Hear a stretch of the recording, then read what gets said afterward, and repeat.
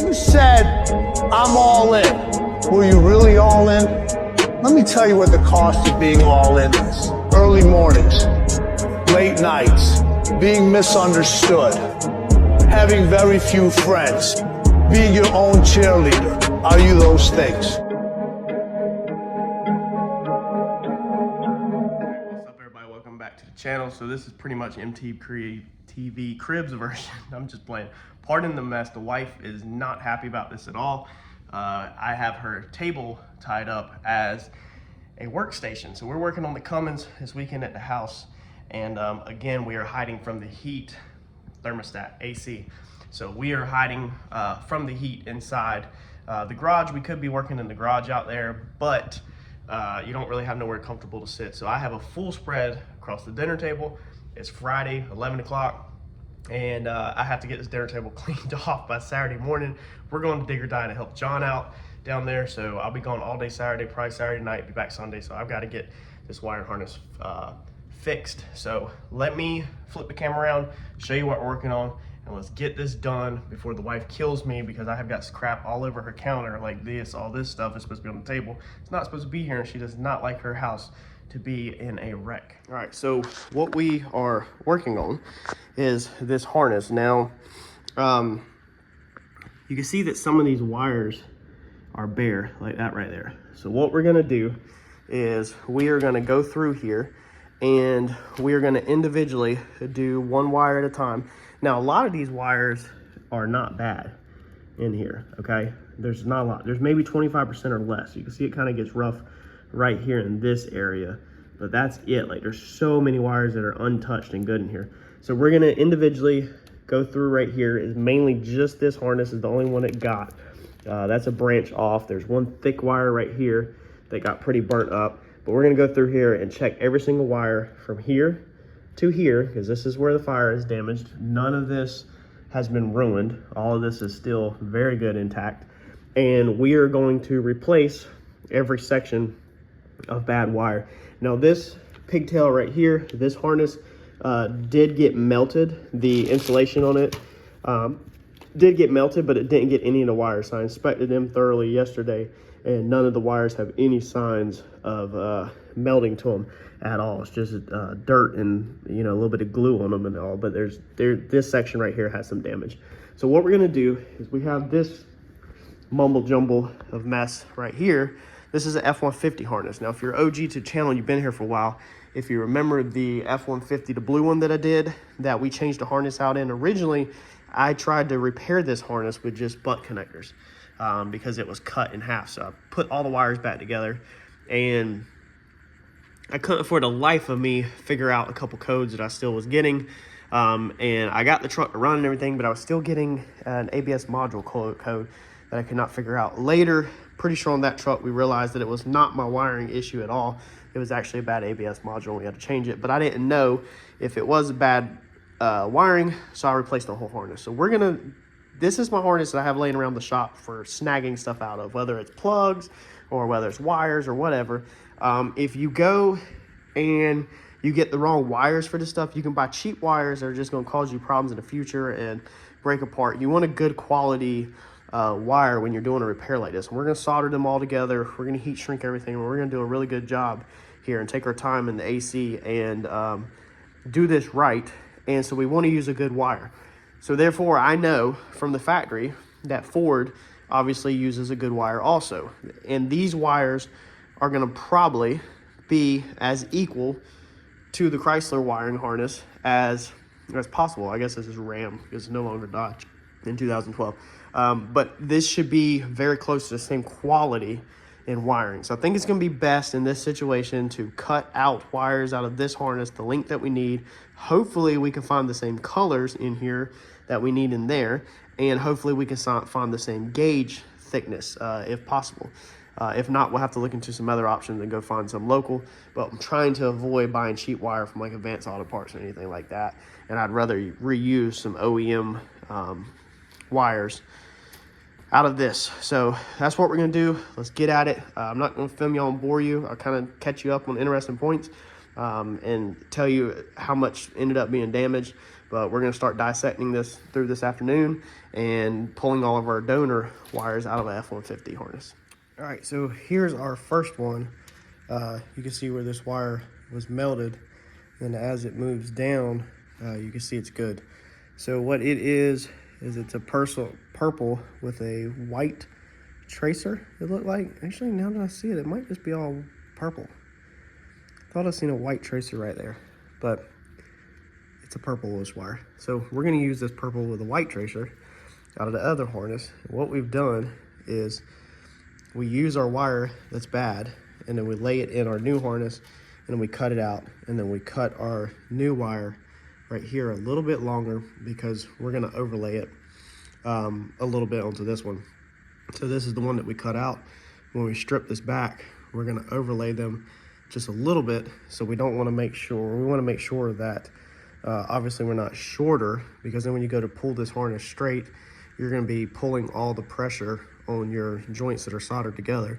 So instead, you want your new wires longer. That way, if you were to pull on the harness, you're pulling on the solid wires and not your repairs. So each one that I cut out of the F-150 harness is gonna be maybe an inch, half an inch to an inch longer than the one I'm taking out, and it'll have a little bit of slack in here. From the factory, some of the wires even have slack like that right there. It was folded up like that from the factory. So that's what we're looking for, is just a little bit of slack. All right, we're slowly making progress. I had to stop, change the gun out. I've had a little cheap Advanced Auto Parts gun for a long time, and all of a sudden the ends burn off. Now, I don't know anything about soldering, but I definitely did not expect that. Now, I looked back on Google, looked up the part number, and it looks like this kit originally came with the spare tip, but I have no clue where it went. So you can get spare tips for about $11 on Amazon. So I guess I'm gonna be ordering that and put this one in the race trailer, so I'll have a soldering gun on the road.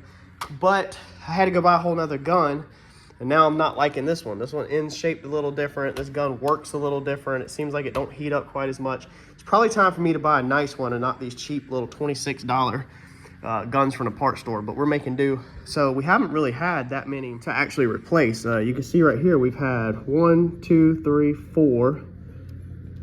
Is that it? 5. So we've only done 5 wires so far, and it's probably been 4 hours. But I keep getting interrupted between having to run to the alignment shop, pick up the dually Cummins, all kinds of stuff. But we're making progress, and what I'm finding is I've took this clip, okay, and every wire that's inside this clip has been checked. Like, I've looked it over. Is a lot of these are burnt on the outside, not burnt, okay? So they've got all this stuff on the outside. Basically what it looks like, you can see it's sitting on top of the wire, is it's from where the insulation stuff melted. So you can scrape it off like that right there. Okay, see how it scraped off right there? So it's just like it dripped down onto it and kind of melted. So a lot of these have just this crap all over it, but I'm looking really close. Like, you can see that one really good, this gray and white one. And I want to make sure that it's stuff sitting on top, that yellow one also, you can see. I want to make sure that it's stuff sitting on the wire and it's not actually melted into the wire. So if copper wire gets too hot, it can also become brittle. But the insulation underneath this stuff is not burnt, or the actual wire insulation is not burnt. It's all this crap between electrical tape and the wrap to go around it. So I'm finding that there's not really that many damaged at all on this transmission harness. I think 5 might be our final number. I mean, I've only done this many. I've got all of them left to go, but you can see the colors are looking pretty good besides right here. And I can already see that these are also not burnt through. You can pick it off like that right there. So it's just sitting on the wire. So I don't think this harness is bad at all, as it looked before I could take it out the truck and actually look at it on the table. So we're making progress slowly, and then over here it's the same story. There's just stuff sitting on the wire. It's not actually burnt. And anyone, like I said, keep in mind that if copper gets too hot, it gets brittle. So I'm being very aware of that, and any that I feel like may have got too hot, I cut out. One of these that I replaced in here actually was because I felt like it got too hot. And I did give up on the colors, so you can see that goes from gray and purple to black and green because of the gauge thickness. So I felt I couldn't really get exactly the gauges in that harness was a little bit smaller than the Dodge harness, so, or the Ram, I should say. So I decided to go with a bigger wire versus smaller, because you definitely don't want smaller. Even though this should be all, besides these big ones right here, this should be all like data bus, 5-volt reference stuff, you know, and lower, way lower voltage, not like true 12-volt stuff. So it should be fine, but I still don't want to do this twice. I'm being very cautious. But yeah, we're coming through. I feel like I'm going to pound the rest of these down pretty quick and then be able to finally wrap this thing up and go cut some grass. So we have one right here that is not really burnt. It looks like the insulation got a little, let's see if I can zoom in, a little crispy, but man, I wish it would focus for y'all. But it just will not focus. It feels limp right here. So right here, it feels limp. Like it just does not feel like the same. When I was running my fingers down it and checking it, it just don't feel the same. So if you feel a weak spot where the wire doesn't feel the same to bend, you know, like if you take this wire and bend it in half, it feels a certain way. If you bend it right here, it feels really weak right there. So being it feels weak there and it is burnt right there, like this is one that we're going to cut in half right here, and we're just going to splice in a little section just to be safe. All right, I bent my tips back on this broken one so they're touching to make connection. This yellow one sucks. For some reason, it's like it has a safety feature where it like only heats up for so long. This thing's like straight garbage. And I'm guessing this is the new, nicer one than this one supposedly is. I think this was the older one that Advance replaced, but this was the cheaper PT brand. I think this was like 20 bucks, that was 26. That thing is acting like garbage. It's got an LED light in the end of it, so it's better to see, but the actual gun just seems like garbage compared to this one. All right, so we got that done. I got one main wire to do, and then it will just be simple as taping this thing up. So it actually ended up not being that many wires. So here's the ones that we actually cut out. This is it. This is the only ones that were completely destroyed. So not many at all. How many is that? 1, 2, 3, 4, 5, 6. So only 6 wires were completely destroyed. It just looked a lot worse than it actually was. Well, I guess you can count 7 because we got this one big fat single one that we're about to do, and then we're gonna be done. And tonight we will put this thing back in a loom. I got some yard work to do outside, and then we'll be good to go. Hopefully this week we'll get the other harness in, and we'll be able to get this one back in and fire this thing up. Now, important detail here, I'm gonna keep looking for this harness. If I find this harness for safety reasons, I'm gonna swap this harness. This harness was not hard to get out of the truck. Took me and Eddie about 10 minutes, 15 minutes tops to get it out. And a lot of what we had to unhook down there is not even needed. That's all deleted stuff. So the guy that had the truck before me has come in here. A lot of this stuff over here is not needed. You can see this right here. There's wires cut. Where there's a sensor still plugged in, it's not needed. None of these sensors are needed. So this whole pigtail right here is not needed. Let's see here. A lot of this stuff down here is not needed. This one was cut. It's not needed. This one was cut on the end. It's not needed. So a lot of this goes to the back of the truck and is for, as you can see, all this right here. All of this is for all of the old stuff before the delete. So like that plug is trash. So let's see here. All of this is trash. And then I think this is the one that actually goes to the box on the frame rail. I think this is the O2 monitor. Yeah, but even the clip is damaged on that. And I'm pretty sure everybody online said that's not needed. And then you move up the harness and all of these are cut. So none of these are needed. Move on up the harness to this. This goes on the frame rail, and then this is where the branch off right here occurs. And then this goes to, I think, the transfer case.